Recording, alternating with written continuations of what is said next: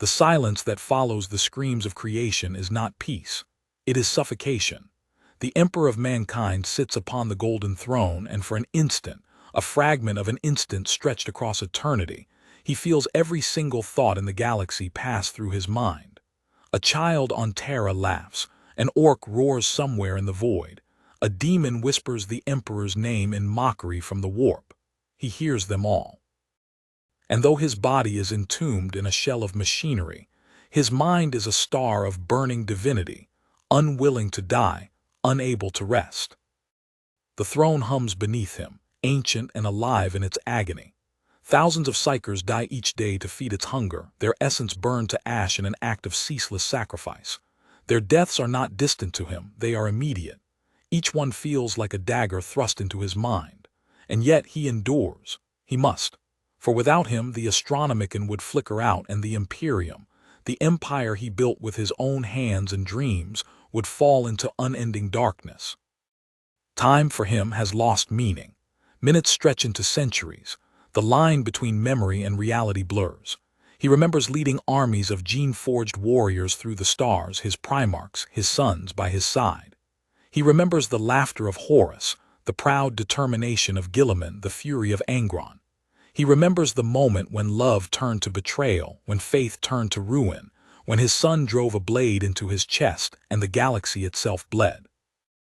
And now, as millennia pass in the blink of a mortal's eye, he remains, staring inward at the endless storm that is his mind. He does not dream, not in the way mortals do. His dreams are visions, fragments of possible futures, infinite and terrible.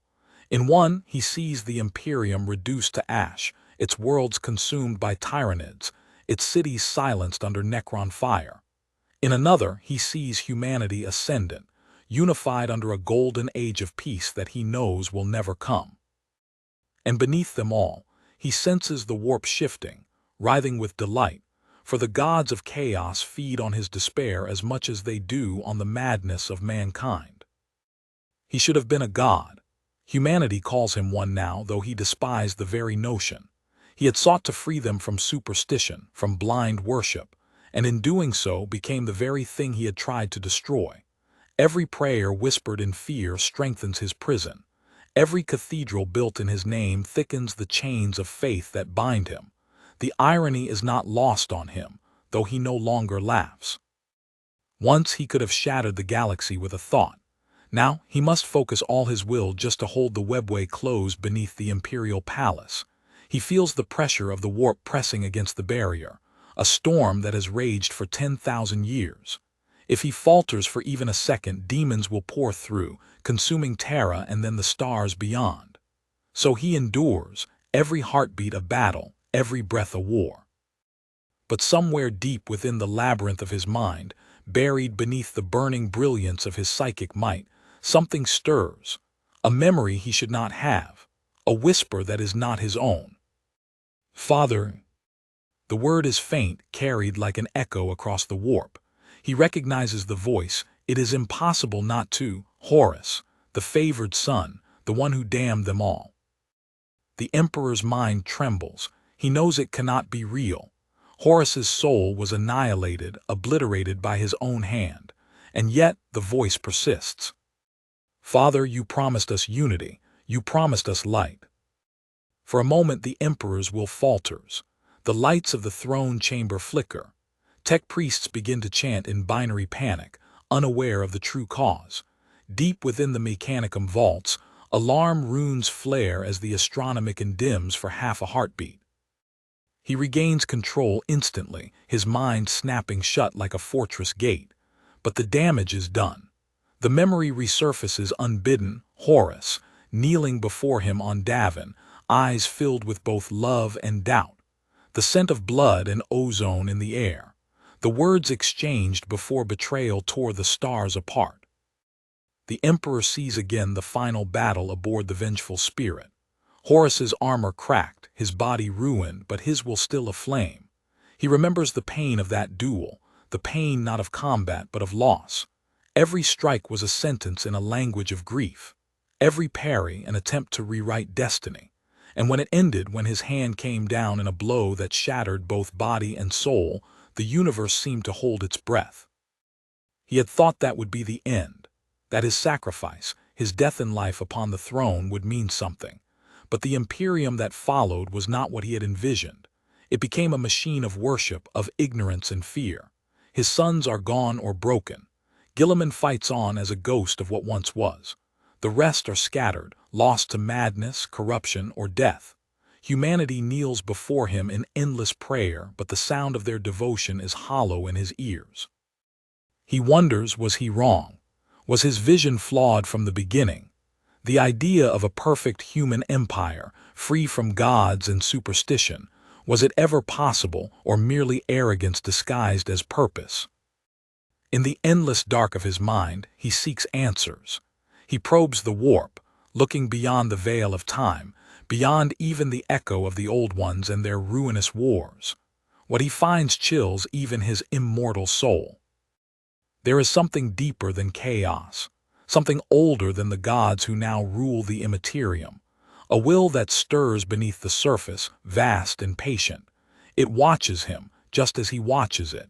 And for the first time in 10,000 years, the Emperor feels something unfamiliar. Fear. He dares not name it, not yet, but he knows it is awakening. The signs are everywhere. The storms in the warp growing stronger, the flickering of the astronomicon, the strange prophecies whispered by the psychers who burn upon the altar of his throne. Even Guilliman has begun to feel it, that creeping dread beneath the light of the Imperium's false dawn. The Emperor knows what it means. The long night is not ending, it is beginning again. But he cannot act. He cannot rise from the throne. His body is dust and bone held together by will alone. His spirit is bound to the machinery that sustains the Imperium. To move is to doom humanity. To remain is to watch it rot from within. The choice is no longer his, it never was.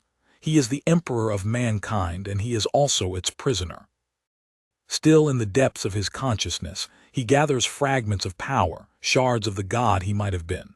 If he could focus them, shape them, perhaps he could reach out across the void, to his surviving sons, to Guilliman, to the silent watchers among the stars. Perhaps he could warn them of what is coming. But every attempt burns another piece of him away. Every whisper costs 1,000 souls. And yet he tries. Across the void, in the flicker of the astronomicon's flame, a single psychic pulse travels outward. It carries no words, no command, only emotion, sorrow, regret, determination. It reaches worlds he will never see again. It touches minds too fragile to comprehend it. Most collapse instantly under the weight of its presence. But one, a psyker child, lost in the black between stars, feels it and does not die. The child opens their eyes and whispers, "He's still watching." And somewhere, deep within the infinite labyrinth of his mind, the Emperor allows himself something he has not known in ages, a flicker of hope. But the whisper returns, stronger now. "Father, it's not over." The Emperor feels the warp quake. The throne begins to hum louder, the machinery straining under some unseen pressure. The light of the astronomicon surges, then flickers again. In the warp, something vast stirs, a ripple across eternity. The false peace of the Imperium is about to shatter.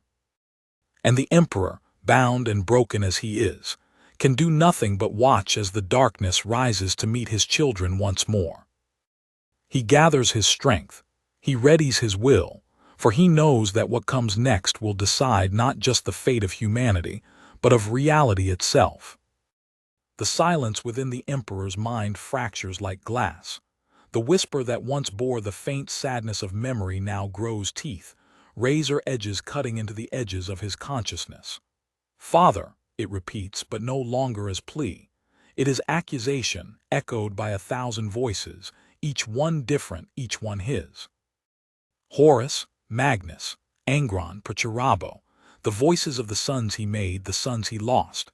They echo through the warp like broken prayers, their syllables dripping with both reverence and rage. He knows they are not truly there. Most are dust, their souls devoured by the realms they embraced. But their memories live on within him, burned into his mind like scars that never heal. And yet tonight, or what passes for night in the endless dark, he hears them differently. Not the hollow echoes of remembrance, but something new, coherent, alive. The warp itself is shifting, reacting to their names as if some great and ancient balance has been disturbed. He probes deeper into the warp, his perception a storm of golden fire cutting through the Imperium's madness. He sees visions, fragments of what was, what could be, and what should never exist. The Primarchs stand before him again, not as men of flesh and gene craft, but as archetypes of humanity's eternal struggle. Horus, the fallen hope. Magnus, the seeker of forbidden truth. Angron, the wrath unbound. Guilliman, the burdened redeemer. Each one a mirror of his own failure and his triumph. He tries to look away, but the warp refuses to let him. The vision deepens. He stands upon a vast plain of glass, the surface reflecting the heavens above. The stars burn too bright, too close, forming constellations that shift with thought. Before him, 20 thrones rise in a half-circle, some shattered, some empty, some still bearing the faint outline of what once sat upon them. Shadows gather in their wake. From the first broken throne, a figure steps forward, his armor blackened by time, his eyes empty pits of regret. Horus. His expression is not rage but sorrow. His voice, when it comes, is soft enough to silence the galaxy. Was this your dream, Father? The Emperor does not answer. He cannot. Words are meaningless here. In this place, every thought carries the weight of creation, and every memory becomes reality. Horus turns, gesturing toward the thrones around them. We were supposed to be your sons, your generals, your legacy, but you made us gods and monsters. His gaze hardens. You called it unity. It was control. Magnus rises next, robes aflame with psychic light. And yet you hid the truth even from us, he says, his single eye blazing with accusation. You taught us to see, but blinded us when we dared to look beyond the veil. Angron snarls from another throne, the sound echoing like a planet's death cry. You made us to conquer, not to live. You forged me in rage and then cursed me for it. Each voice is a wound reopening, each accusation a reflection of his own thoughts. He had tried to build perfection and instead created tragedy. He had sought unity through obedience, and in doing so, sowed rebellion. I did what I must, he says finally, his voice resonating across the glass plane, to protect humanity, to preserve its future. Future? Horus spits, his spectral form trembling. You preserved a prison, not a future. A million worlds chained by fear and faith, worshipping a corpse that cannot speak. The words burn, but they are not untrue. The Imperium is a prison, and he its keeper. But to release humanity now would mean extinction. The galaxy is no longer theirs alone. It teems with predators, hungers, and gods that would devour mankind in a heartbeat. Still the doubt lingers. Was there another path? The plane around them begins to shift. The thrones dissolve, and in their place rise the cities of Terra, ancient, golden, perfect. The Emperor sees it as it once was, before the heresy, before the decay. Spires of light pierce the heavens. Oceans gleam with purity. The air hums with life. Humanity united, vibrant, infinite. And then it darkens. The same spires now drip with corrosion. The oceans blacken with industrial rot. The skies burn with the glow of endless fires. Billions kneel in worship, chanting his name as chains of dogma tighten around their souls. The ecclesiarchy's banners blot out the sun. The Inquisition purges in his honor. The Mechanicus sings hymns to their own machine gods. The Imperium is vast, but its glory is hollow. Look, says Horus, gesturing at the vision. You built this, you built them. The Emperor's golden aura flickers. I built a foundation, he murmurs. They built the walls. I did not choose this worship. Magnus steps closer, his psychic presence radiating like a dying star. But you did nothing to stop it. The truth is unbearable because it is undeniable. Bound to the throne, he has watched humanity worship him in ignorance. He has seen wars fought in his name that he would have condemned. He He has seen purity turn to fanaticism, faith to cruelty, unity to tyranny, and he could not lift a hand to stop it. "Do you still believe they can be saved?" Horus asks. He looks out at the decaying vision of the Imperium, the cities aflame, the armies marching, the prayers echoing. "Yes," he says, though even he can hear the uncertainty in his voice, "because I must." The plane trembles, the warp around them convulses, and the ghosts of his sons dissolve into mist. The vision shatters, leaving only the throne room, silent, cold, eternal. The astronomicon burns above him, steady once more. The moment passes, but the unease remains. For that was no mere dream. Something used their voices. Something spoke through their memory. The warp itself had shown him this vision, not to torment him, but to warn him. He senses movement beyond the veil, not the mindless tides of chaos, but precision, intention, a presence vast enough to rival even the gods, yet quieter, older. It coils beneath reality, feeding on both faith and disbelief alike. It has no face, no form, but it watches him still. The Emperor gathers his will, casting his perception outward beyond Terra, beyond the Sol system. He sees the Imperium's flickering beacons, worlds alight with faith and fire, others gone dark and cold. He senses Guilliman in the east, leading what remains of the faithful with weary resolve. He feels the beating of alien hearts, the cold precision of Necron dynasties stirring in their tombs, the psychic hunger of tyrannid swarms stretching across the void, the silent mechanical rhythm of the Mechanicus pulsing on Mars. And deeper still, beneath the psychic noise, that other presence stirs again. A ripple of thought, ancient, patient, calculating. It has been watching not just him, but humanity itself since the dawn of its awakening. He cannot name it. It has no name. But he understands instinctively it is not of chaos nor of order. It is something beyond both, something that existed before the warp had shape. It feeds on meaning itself, on belief and despair alike. And now it hungers. He senses its tendrils brushing against reality, whispering into mortal dreams, stirring madness among psychers. The black ships report rising instability among their cargo. Astropaths weep blood when attempting to communicate. The Mechanicus reports machine spirits screaming in pain. The signs are unmistakable. Something is coming. The Emperor focuses, exerting his will through the throne's conduits. Lightning dances across the walls of the chamber. The air burns. His mind stretches to the limits of existence. He must know what it is. He must see it.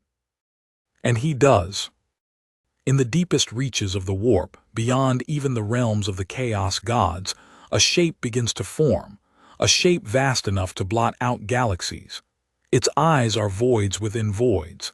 Its breath is the death of suns, and though it has no mouth, it speaks. "You cannot hold them forever," it whispers. "They were never yours to command." The Emperor's light flares, but the voice continues unshaken. "Your Imperium rots. Your people kneel to a corpse. Your sons are dust. You are not their god, you are their cage." He tries to banish it, to erase it from his perception, but it does not fade. It laughs, a sound like collapsing stars. "Soon you will understand. Even a god can die. Even belief can be consumed." Then the vision ends. The throne room returns, still, dimly lit, its guardians unaware of the silent war that has just taken place. The Emperor sits unmoving, but within his mind the fire of his will ignites once more. He cannot allow this new darkness to take root. Whatever it is, it threatens not only humanity, but existence itself. And so he begins to prepare. He gathers fragments of power long buried, echoes of his former self scattered through the warp. He reaches for the memory of his sons, not their flaws but their strengths, the courage of Lemon Russ, the mind of Magnus, the faith of Sanguinius, the discipline of Guilliman. He weaves them together within his thoughts, reforging what was lost into something new. A spark of strategy forms. Perhaps he cannot walk the galaxy again, but perhaps he can move through it another way. He focuses, channeling his will into a single thought that races through the warp like lightning. Awaken. Across the Imperium, psychers stir in their sleep. Some wake screaming, some fall dead, but a few, just a few, hear the call and understand. Their minds align like stars forming a constellation. They do not know his plan, only that something vast has touched them, and through them the Emperor begins to act once more. The darkness has declared itself. The Emperor of mankind will answer. The palace is silent, but the silence hides motion. Beneath the marble, beneath the adamantine floors and the labyrinthine catacombs that stretch deep into Terra's bones, something stirs. The golden throne hums with its eternal hunger, the cables that feed into its heart pulsing with the rhythm of captured souls. Each surge of psychic energy, each death in the choir of bound psychers, is a note in a song older than humanity's written word. The Emperor feels it all. The energy, the pain, the reverence. He is the instrument and the musician, the audience and the silence between notes. The astronomican's flame, that steady beacon piercing the void, flickers again. He knows it is not weakness, it is change. For the first time in 10,000 years, something within the throne's ancient mechanism moves that he did not will. It begins as a pulse, small, almost imperceptible, a vibration in the endless hum of the machine. To mortal ears it would be meaningless, a flaw in the rhythm of eternity. But to him, attuned to every whisper of the cosmos, it is a heartbeat, not his own, but another's. He focuses, and the darkness behind his closed eyes takes shape. He sees the web of the throne's power conduit stretching into infinity, 1,000 interlocking layers of arcane design and impossible technology. He sees the corpses of the psychers whose essence sustains it, their spirits still glowing faintly in the warp. And deep within the web, at its furthest terminus, he senses the flicker again, small, fragile, alive. A mind. Not just any mind, a human one. And that is impossible. The throne is sealed. No living mortal can survive within its core. The energies alone would vaporize flesh and shatter sanity. And yet there it is, a pulse of consciousness, faint but distinct, resonating in harmony with his own psychic field. He reaches toward it cautiously. His mind, once capable of spanning galaxies, now moves with deliberate slowness, every thought weighed against the strain it places on his withered body. The contact, when it comes, is like touching fire. The mind flares in response, terrified and defiant. For a moment he sees through its eyes dark tunnels, blinding light, the hum of machinery that should never have been seen by mortal eyes. The human the child, is trapped within the labyrinth beneath the throne. He senses confusion, fear, awe. The child does not know what this place is. They were never meant to be here. Their thoughts are wild flashes, voices in the dark, light that burns, the golden figure that watches. He withdraws before the connection can burn them both, but the echo remains. The Emperor has felt the minds of billions. He has seen saints, sinners, psychers, and monsters, but this mind, it is different. There is no malice, no greed, no corruption, only instinctive faith, not worship born of doctrine or fear, but faith like the stars themselves have in light. He realizes something terrible and beautiful in the same instant. This child's psychic resonance mirrors his own, not in strength, of course, but in pattern, the same frequency, the same rhythm, as if some echo of his own essence has found its way into another soul. Could it be? Long ago he seeded humanity with potential, hidden codes woven into their very DNA, faint embers of his power meant to awaken in times of great need. Most never ignite. Some become psychers, others mad prophets. But this one burns clean. The thought stirs something within him that he has not felt in millennia: hope. He sends another thought into the void, gentler this time, a whisper that touches the child's mind like the brush of wind. Do not fear. The child freezes, surrounded by the cold hum of ancient machinery. Their lips move, barely forming the words. Who are you? The question echoes through the warp.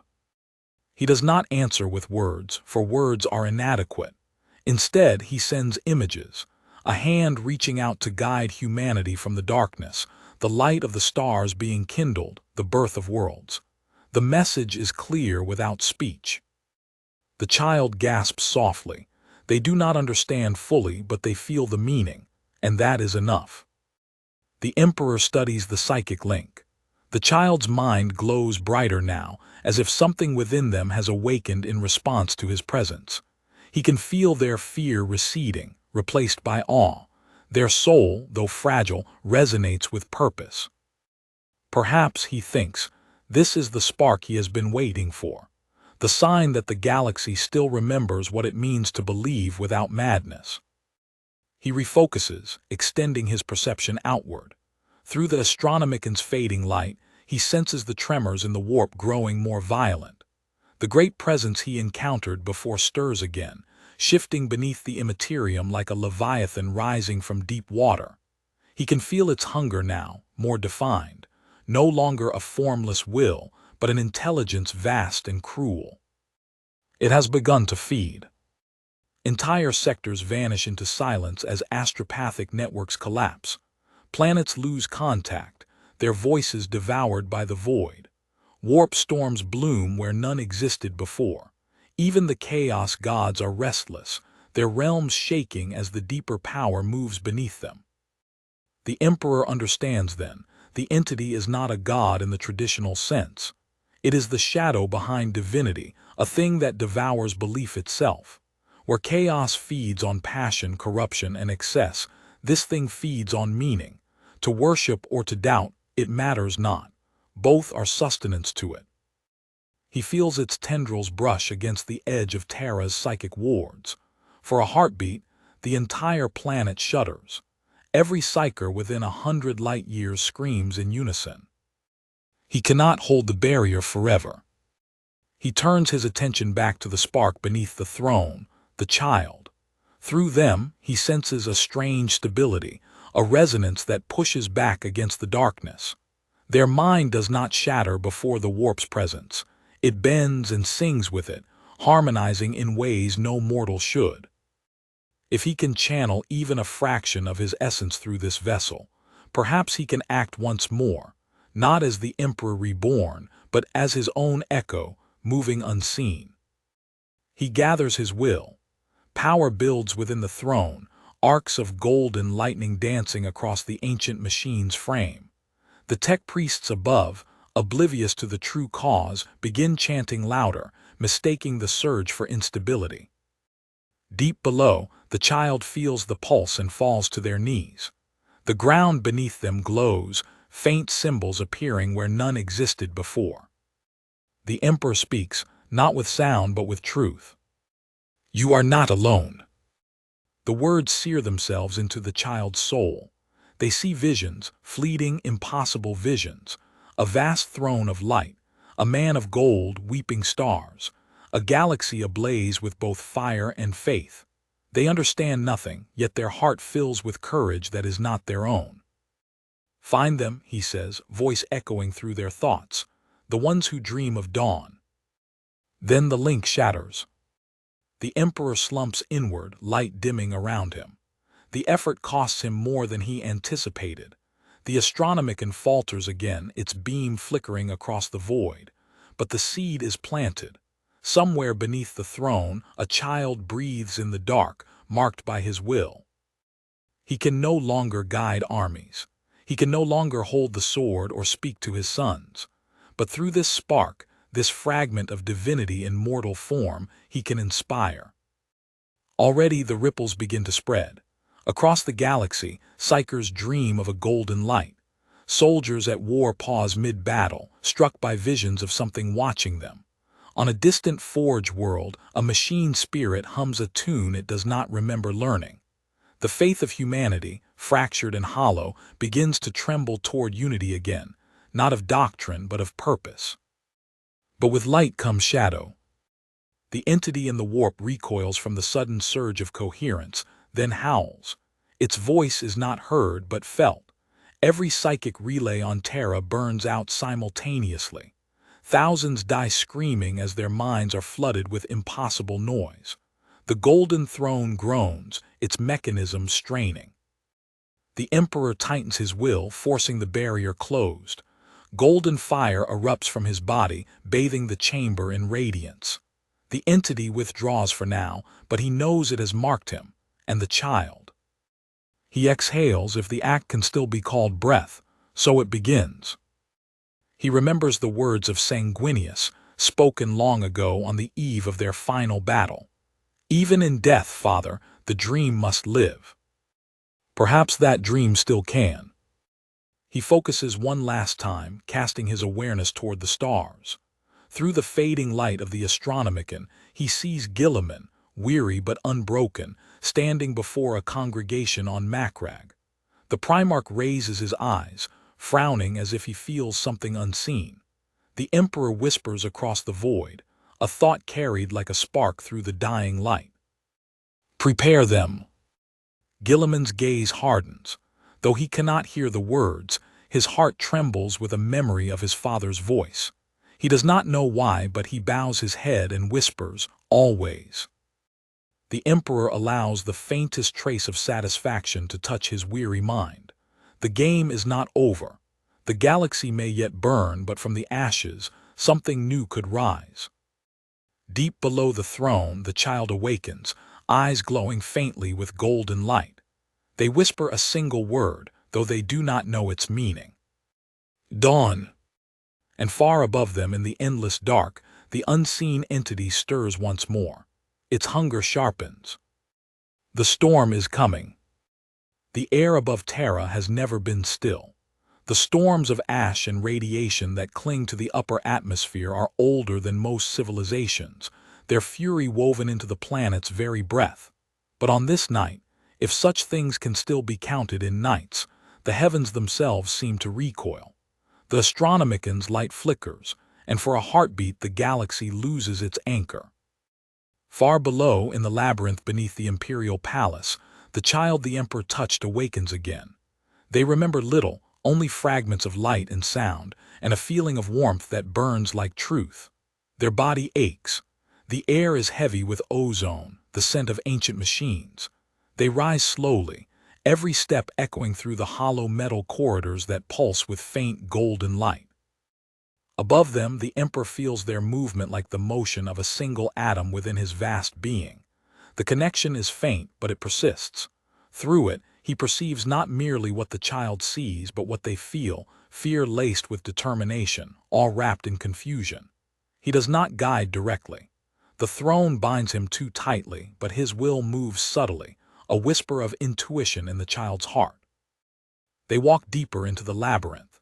The deeper they go, the older the world becomes. Walls of blackened adamantium give way to stone engraved with symbols from humanity's forgotten ages, patterns that predate the Imperium, the Unification Wars, even the Dark Age of technology. The child does not understand what they mean, but the Emperor does. He remembers carving them himself, millennia before the first space marine took his first breath. Each mark is a seal, a prayer of protection, written not in faith but in science and will. They were never meant for mortal eyes. They bind the webway beneath the palace, sealing it from the horrors that would consume reality should it open again. But now the seals glow faintly. Cracks spider through their edges. Something presses from the other side. The Emperor feels it, a rhythmic thrum in the warp, like the slow heartbeat of a colossal beast awakening. It is not the chaos gods. Its presence lacks the madness of their realms, the chaotic hunger of Khorne or the deceit of Tzeentch. This is older, colder, methodical. The entity he sensed before is moving closer. It presses against the barrier between realities, testing, probing, learning. Every pulse of the throne's light attracts its gaze. He knows now that it does not seek merely to destroy, it seeks to replace, to erase meaning, to devour the very concept of divinity and faith. It is the shadow that exists when both chaos and order exhaust themselves, a void older than thought. The Mechanicus priests in the throne chamber are blind to it. They continue their rituals, believing the flickers of light and surges of power are signs of the Emperor's favor. They cannot fathom that what stirs beneath their feet could unmake the galaxy's soul. The Emperor reaches out again to the child. Their heartbeat quickens in response. He cannot speak words, his power must be conserved. Instead, he lets them feel direction, an instinct to move toward the heart of the labyrinth where something calls. They obey. As they descend, the air grows colder. The hum of machinery deepens into a vibration that shakes bone. The child rounds a final corner and enters a vast chamber, an impossible space that stretches beyond sight, filled with pillars of gold and black crystal. At its center floats a sphere of pure light, suspended by chains of energy that hum with suppressed power. The light pulses once. The child gasps, shielding their eyes. The Emperor recognizes it instantly. It is one of the original containment nodes from his earliest experiments, part of the machinery meant to stabilize the webway portal. But it should be dormant, sealed long ago. Now it burns like a star, and within its glow, a shadow writhes. He feels it too. The entity is here. The warp shudders. The astronomicans flame gutters. Every psyker across the Imperium cries out in unison. The shadow in the sphere takes form, a vast, faceless figure made of absence. Its edges shift like smoke, but its center is a pit of infinite depth. The child falls to their knees, clutching their head as the air fills with a sound that is not sound at all, a pressure of thought that crushes the mind. The Emperor strains against the throne. The ancient machine groans, its wards flaring. He cannot leave, but he can still act through the light that binds him. Golden energy surges through the palace, racing through conduits and buried veins of psychic metal. The child looks up, eyes wide. The golden light meets the black shadow and reality screams. For an instant, all of Terra becomes still. Every human feels a whisper at the edge of perception, as if the universe itself has paused to listen. The Emperor projects his presence into the chamber. His form, no longer flesh, no longer human, appears behind the child, a towering shape of light. The shadow recoils but does not retreat. The two forces meet. Golden radiance collides with black unbeing. The clash is silent yet deafening, burning through layers of space and thought. Around the palace, lights explode. The priests collapse, their minds overwhelmed by visions of impossible scale. Within the battle, the Emperor sees. He perceives the true nature of the entity, not merely a being but the collective extinction of meaning itself. It is what remains when civilizations fall and their gods are forgotten. It has no malice because it has no self. It is hunger without desire, purpose without consciousness. It devours belief, leaving only the silence of indifference. He understands then that it is not attacking him. It is drawn to him because he is the last great concentration of belief in the galaxy. The faith of trillions flows through his throne every second. To it, he is not a god, he is a feast. He tightens his will, blazing brighter. You will not have them. The words shake reality. The child screams as the light burns around them, but their voice carries strength that is not their own. They raise their hand toward the shadow, and golden light bursts from their palm. The entity recoils. The Emperor channels more of his essence through the child, using them as a focus. The strain is immense. Every neuron in their body ignites. Their soul becomes a conduit for his divinity. Through their eyes, he glimpses the edge of the webway, a place of infinite tunnels, some collapsing, others opening like wounds. The shadow retreats through one of them, vanishing into the dark. For a moment there is peace. The chamber hums with fading light. The child collapses. The Emperor withdraws, his energy spent, his light dimmed. He can feel the throne struggling to contain him, its machinery near breaking. The astronomican sputters, then steadies again. He has won nothing, only delayed the inevitable. The entity is still there, wounded but not destroyed. It will return stronger, hungrier. It has learned his frequency, his essence. And worse, it now knows the spark within the child. Above Terra, fleets mobilize. Gilliman receives reports of disturbances in the warp. Ships vanish. Astropathic choirs speak in tongues. A shadow is spreading from the galactic core, swallowing systems without trace. He fears another great rift, but this is worse. There is no madness, no corruption, only silence. Worlds die quietly, their lights going out one by one. The Emperor watches, powerless to intervene directly. His thoughts drift to the days of the Great Crusade, when he could walk among his people, when his will alone could move the heavens. Now he is reduced to whispers and visions. He focuses on the child again. They are alive, barely. Their body burns with fever, their soul flickers between life and dissolution.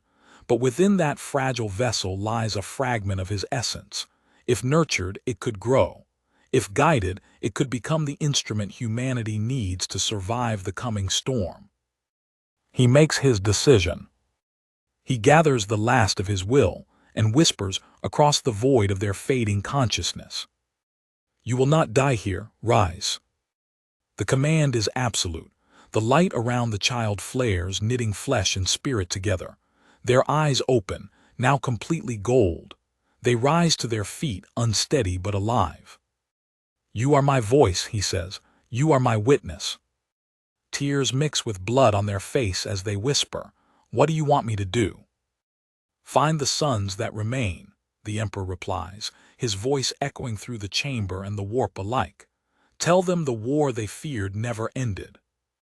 Outside, the stars themselves seem to tremble.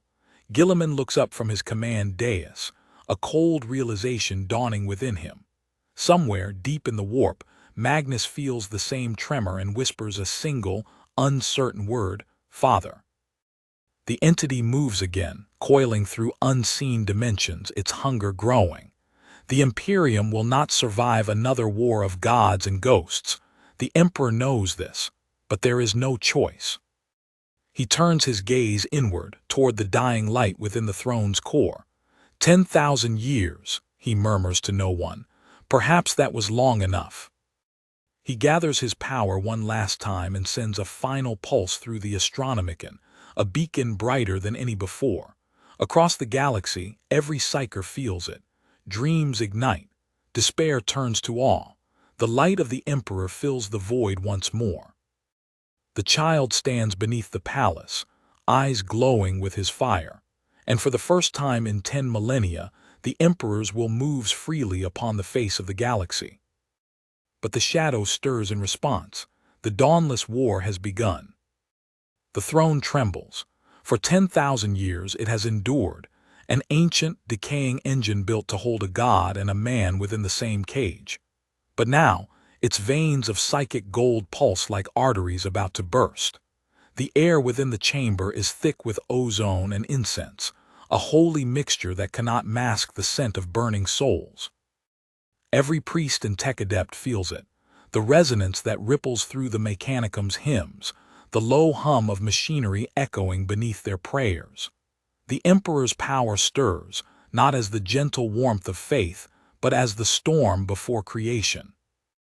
Something immense is awakening. Across Terra, the skies split open in tongues of light. The Astronomicon, the beacon that has guided humanity's ships through the warp for 10 millennia, flares with impossible brilliance. Its glow pierces even the blind eyes of the faithful who dwell beneath the smog-choked heavens.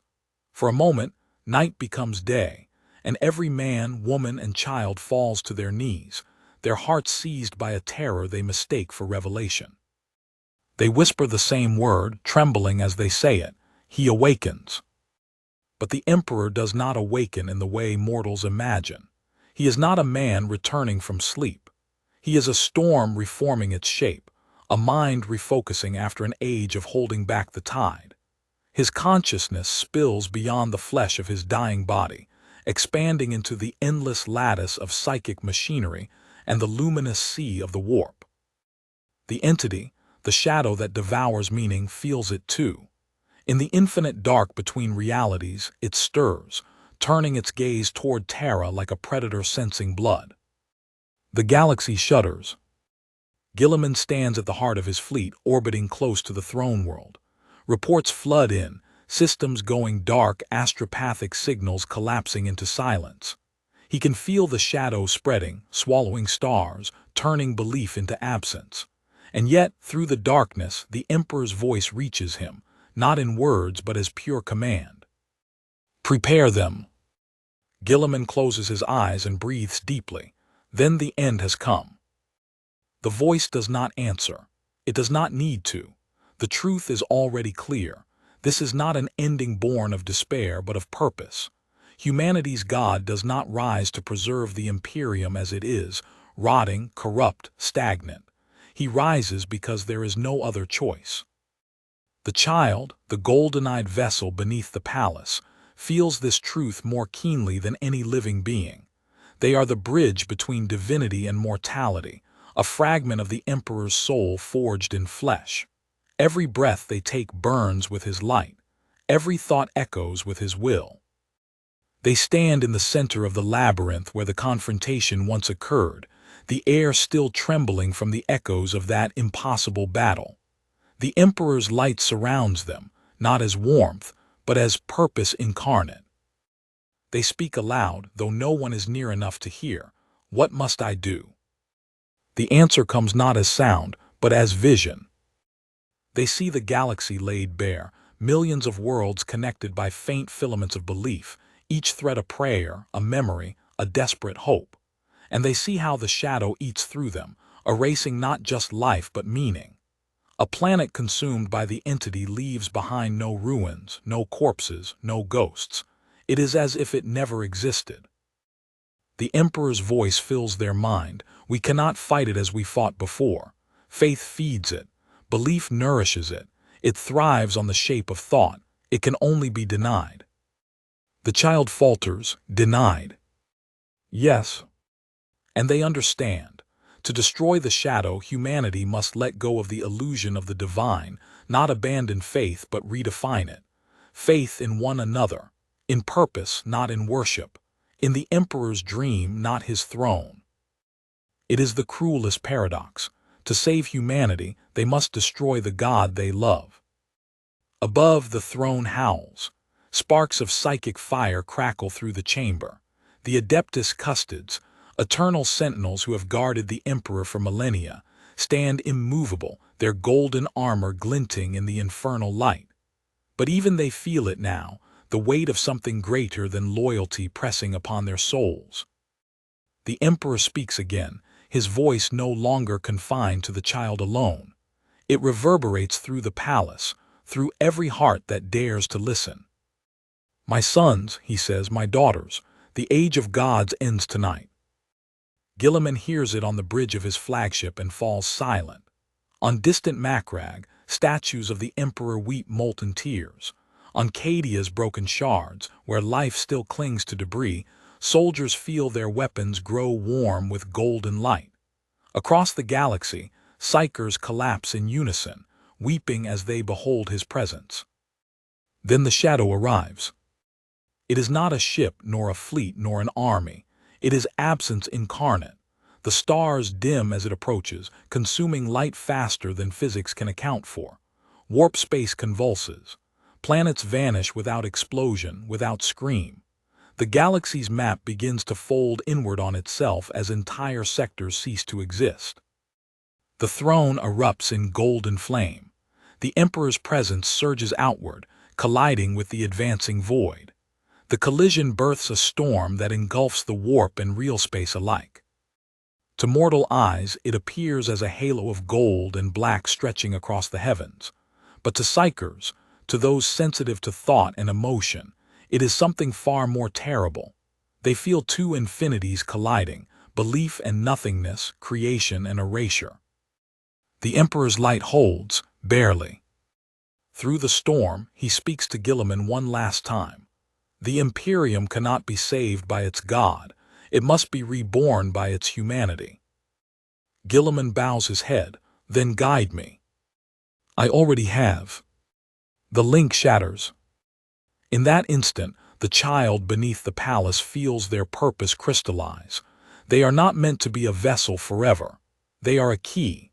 The Emperor's light within them is not his to keep. It is meant to ignite the last spark of freedom within mankind. They raise their hands and the labyrinth responds. The walls open, revealing a core of blinding light. It is the heart of the webway gate, the wound that has never fully healed. Beyond it lies both salvation and annihilation. The child steps forward, and the Emperor's essence flows through them, merging their soul with his. Their body burns away, but their consciousness expands beyond flesh. They become the conduit through which he acts directly upon reality. The throne shatters. Golden fire erupts from the heart of Terra, piercing the clouds, reaching into the heavens. The Adeptus Custodes fall to one knee as the palace trembles. The Astronomicon flares brighter than 1,000 suns, its light sweeping across the galaxy, illuminating even the farthest edges of the void. The shadow recoils. It cannot consume what has no shape. It cannot erase what refuses to be defined. The Emperor releases his divinity, every ounce of godhood he has accumulated through the faith of 10,000 years, and lets it scatter across the stars. He becomes everywhere. Not as a god to be worshipped, but as a memory, a principle, a shared will. On a battlefield in the eastern fringe, a guardsman about to break suddenly stands again, his fear replaced by resolve. On a Mechanicus Forge world, an engine seer stops chanting ritual hymns and begins to think, truly think, for the first time. On holy Terra, Guilliman falls to his knees as realization dawns. The Emperor is no longer one being bound to the throne. He has become the sum of mankind's potential. The light grows until it consumes everything. The shadow screams not in pain but in confusion. It cannot understand what it faces. There is no God to devour, no faith to consume. There is only humanity's will, infinite and unyielding. The concept of nothingness begins to fracture. The Emperor's voice rises above the storm, calm and final. You cannot destroy what does not seek to endure. You cannot unmake what is not bound by form. He opens himself fully, becoming not light but the idea of light. The shadow implodes. Its vast emptiness collapses inward, consuming itself. The void vanishes, leaving behind only the quiet hum of existence. And then silence. When the light fades, the throne is gone. The golden hall lies in ruins, its machinery reduced to ash. The Adeptus Custodes rise slowly, weapons lowered. In the center of the devastation lies only dust and a faint warmth in the air. The child's body is gone. Guilliman's fleet hovers in orbit, their scanners blind to what just occurred. Across the galaxy, the Astronomicon flickers once, then steadies. It burns not as before, but softer, purer. Its light no longer demands faith. It simply is.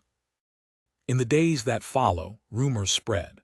Some claim to have seen a golden figure walking among the poor of Terra, healing the sick, speaking words that ignite courage rather than devotion.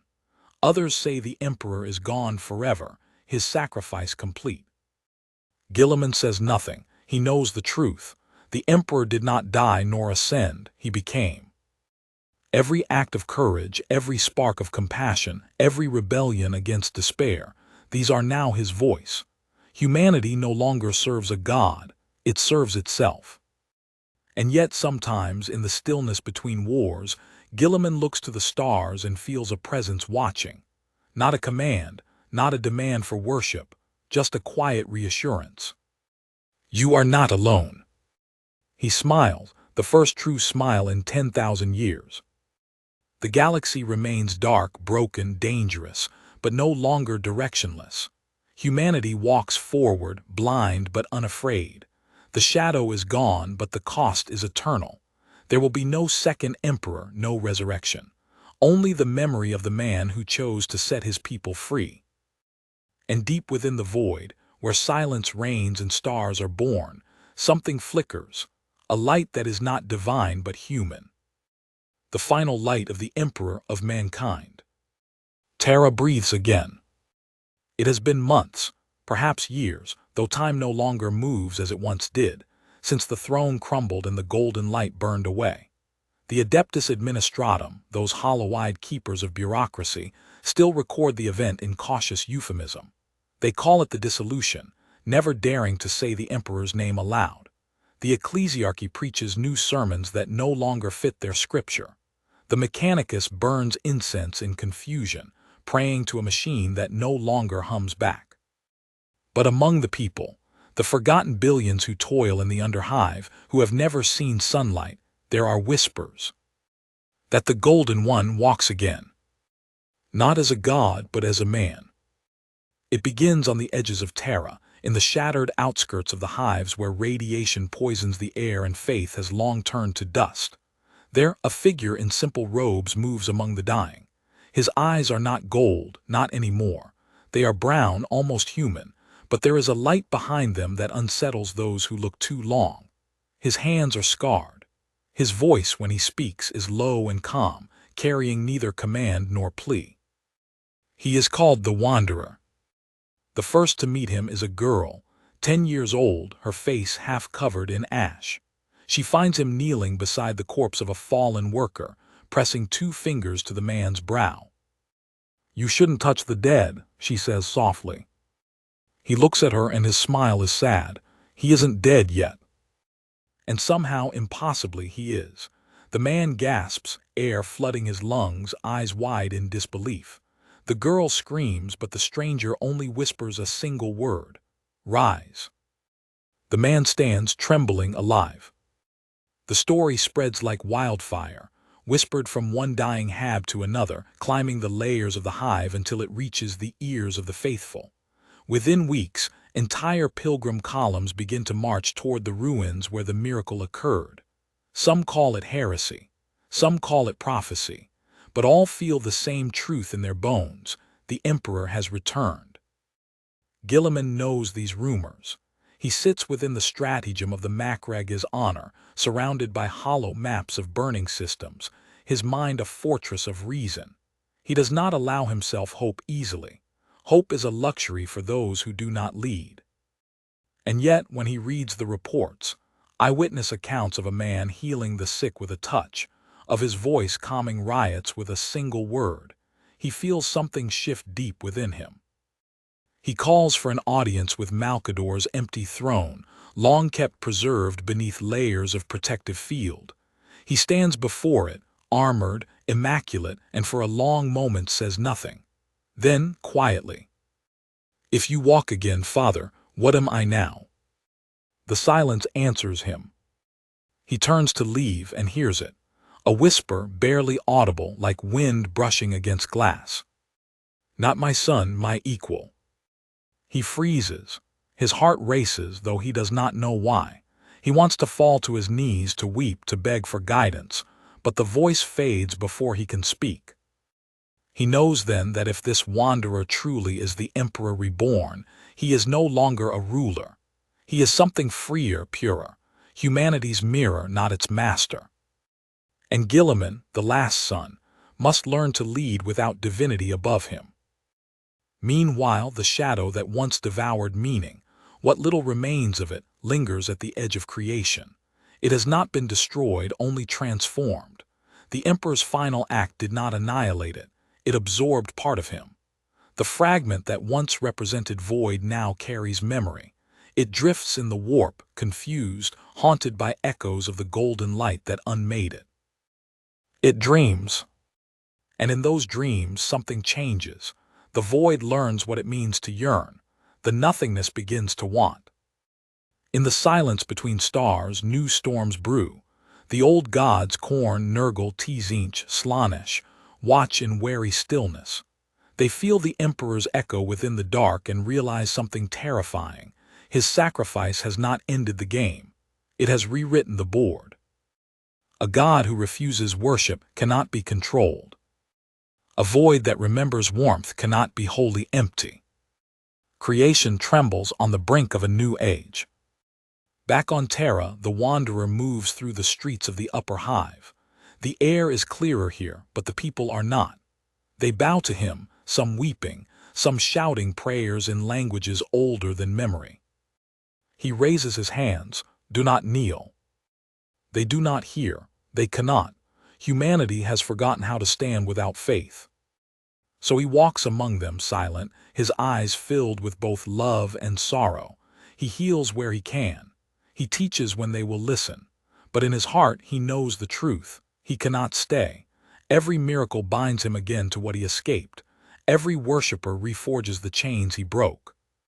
He meets the girl again, the one who saw him first. She is older now, though not by much, and she follows him everywhere. She calls herself Amara, meaning eternal. He does not tell her that names have power. Why don't you let them worship you? She asks one night as they sit by a ruined temple, stars burning above the polluted sky. Because if they do, he says softly, they will forget themselves again. She frowns, but you save them. I remind them, he corrects. Saving was never mine to do. She doesn't understand, but she listens. He closes his eyes, feeling the distant tremor of the warp, the rebirth of something vast and unformed. The shadow stirs again, seeking him. It's not over, is it? She whispers. He shakes his head. It never was. Across the galaxy, the light of the astronomic impulses once, as if in response. Ships guided by its beam report strange visions, faces in the void, whispers of forgotten truths, fragments of history reshaping themselves. The warp grows quieter in some places, louder in others. Old boundaries blur. Somewhere in the deep void, Magnus the Red senses it. He stands at the edge of his crystal tower, his single eye staring across time. For 10,000 years he has warred with guilt and madness, his father's image haunting every breath. Now, for the first time, he feels something different. Forgiveness. It pierces him like a blade of sunlight. He falls to his knees, clutching his head, tears of molten silver burning his face. Father. The word echoes through the Imperium. The wanderer pauses mid-step, his gaze turning toward the unseen horizon. The air shimmers briefly with psychic fire. He feels Magnus's call. He feels the shadows stirring, and he knows what must come next. He turns to Amara. There is one last thing I must do. Where will you go? Where the light does not reach. She grabs his sleeve, desperate. You'll die. He smiles faintly. Perhaps, but even death is only another kind of journey. He places a hand on her forehead. Remember this, Amara. You are humanity's proof that light does not need gods to burn. When she opens her eyes again, he is gone. Only the scent of ozone remains, and a faint, golden warmth drifting upward into the poisoned sky. Beyond the veil of the warp, the wanderer stands at the edge of creation. Before him, the last remnant of the shadow coils like smoke around a dying star. It does not attack. It only waits. He approaches it unarmed. You learned, he says. The shadow trembles. It has no voice, but its thought reaches him. What am I? He answers simply, the question I could never ask. And then, without fear, he steps into the void. Light and dark merge, not in battle but in balance. The dying star flares once more, then settles into calm. The warp ripples, quiet. Across the galaxy, billions wake from nightmares they cannot remember. On Terra, Amara looks up at the dawn. The light is different now, warmer, alive. She feels no presence, no command, no divine will. Only the steady, endless heartbeat of humanity itself. She smiles. He's home. The emperor of mankind is gone. The wanderer is gone. But humanity endures. And in every act of courage, every whispered prayer that asks for nothing, in every soldier who stands not for faith but for each other, there he walks still. The light that does not rule. The light that remembers. The light that is.